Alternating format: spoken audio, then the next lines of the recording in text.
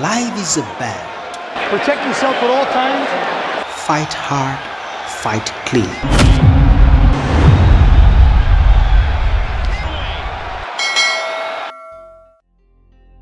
That the WBC World Heavyweight Champion Tyson Fury will fight the WBC Interim Heavyweight Champion is no longer a probability that lies in the distance. It's a certainty slated for Saturday 23rd April 2022 at Wembley Stadium, London, England. The probability and question left to be answered is who will walk out of the ring victorious and what will be the nature of the victory. Knockout, technical knockout, corner retirement, or judge's decision. Given Fury's record and performance in his last 3 matches, particularly the 2 against the former WBC heavyweight champion Deontay Wilder, many believe Fury has an upper hand in this match. It's a good thing this sentiment is not upheld in Fury's camp. Even if it is, they are not letting it influence their training for the match. He finally gets his shot on the biggest stage against the biggest champion. He's going to come in prepared and he's going to come in rugged and rough and game and aggressive. Can he beat me? Never in his wildest imagination dreamland. He's a shining bright apple, shining bright red apple, because he stays training like every fighter should stay, and that makes the best for me and for him, and it makes his preparation for these fights a lot easier and more enjoyable. Both fighters, Fury and Whyte, have impressive resume. Fury has been undefeated in 32 bouts. He has knocked out 4 fighters, retired 5 in their corners, picked a unanimous victory against 5, technically knocked out 13, won 4 by point, and drew 1. On the other hand, Whyte has been twice defeated in 30 bouts, both of his defeats coming by way of knockout in the second half of the bout. Whyte has avenged one of these defeats with around 4 technical knockouts, bringing the total of his TKO victories to 11. He has 7 knockout victories, 3 PTS victories, 6 judges' decision victories, and has retired 1 fighter at his corner. Fury and Whyte are 33 years old heavyweight British boxers. Both have each picked 5 unanimous victories against their opponents. One secured 11-round knockout against their opponents, and both have orthodox stance. But that's about all the similarities that exist between them. Fury is 6'9", 85-inch reach. Whyte is 6'4", with 78 inches reach. From the tail of the tape point of view, Fury has the height and reach advantage. But in the past, Whyte has taken down opponents against whom he was disadvantaged age, weight, and reach-wise. Crunching right hook. Whyte can certainly take a punch. He shook Joshua. Joshua's hurt. Joshua's in big trouble. He's got any tons. And again, and he wobbles again. Little left hand gets him on the floor. Whyte makes the breakthrough in the 4th round, just as he did back in the summer. Dillian Whyte is a great and talented fighter. Normally he is a slow-paced fighter who likes to control the tempo of the match, but he often increases his pace and gets aggressive at the slightest smell of victory. Whyte has put more fighters away by knockout than Fury. Majority of his knockout victories have come courtesy of his powerful left hook. This is a big plus for him in this fight against Fury, who is not remarkably good at dodging left hooks, as was evident in Fury's bouts against Otto Wallin, Francesco Pianata, Deontay Wilder 1 and 2. In addition to his excellent powerful left hook, Whyte is good at throwing combos to the body and head. He can unload several power punches comprising of straight right, cross left and right punches, hooks and uppercuts. He fights well on his back foot, which helps him stay out of his opponent's reach and makes him a natural and effective defensive fighter. His ability to stay the hell out of his opponent's reach, fight effectively on his back foot and defensively as well, will be a plus for him in the bout against Fury, who has a longer reach and is a forward fighter. Dillian Whyte has an excellent dodging ability and is good at counter-punching, which puts Fury, an entertaining fighter who often punches and waits, at risk of being caught by a counter-punch which might just turn out his light. Dillian is given to dodging blows by bending low. This may sure help him against Fury, who is not known for low uppercuts like Lennox Lewis was. In his last bout, which was against Alexander Povetkin, Whyte began the process of offing Povetkin's light when he punched him on the back of his head. Super featherweight said he really wants to. Oh, that's incredible. Followed of He's got it. And again, and he wobbles again. Little left. But can Dillian do that to a 6'9" Fury who is gifted with impeccably impressive head movements? Only the bout between Fury and Whyte can answer that. As a fighter, Fury is entertaining. He has impressive footwork, nice power punches, excellent power jabs that connects well with more than 70% accuracy.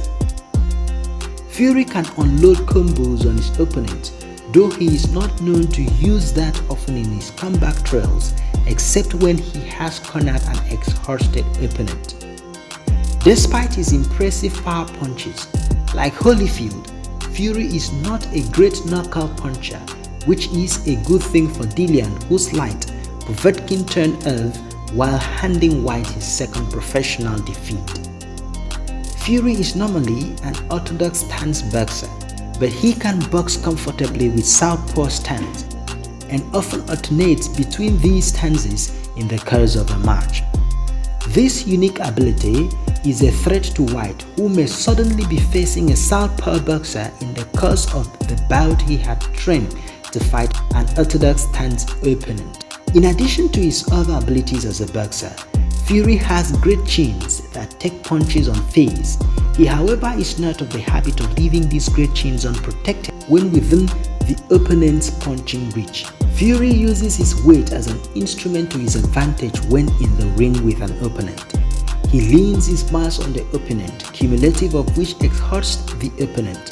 Whyte, who often shows signs of fatigue after the fourth round of his bout with big opponent, has got to watch out for these Fury's tactic and avoid it if he is to survive the distance.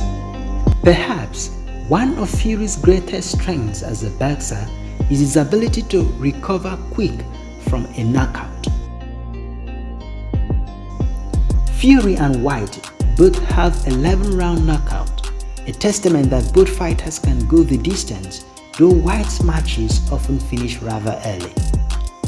4 of 6 Whyte's recent matches were held in England, while Fury has fought all 6 of his recent bouts outside England. This may seem to give Whyte audience leverage by way of support in the Whyte vs Fury bout, slated to hold in England.